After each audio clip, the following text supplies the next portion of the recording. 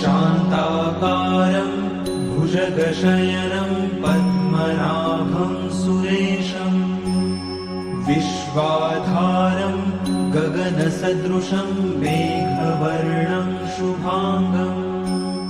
लक्ष्मीकान्तं कमलनयनं योगिभिर्ध्यानगम्यम् वन्दे विष्णुं भवभयहरं सर्वलोकैकनाथम्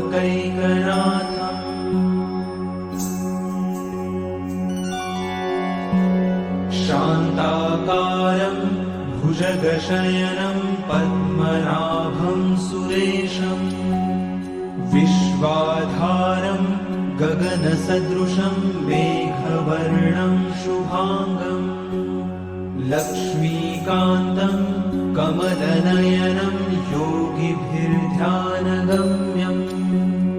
वन्दे विष्णुं भवभयहरं सर्वलोकैकनाथम्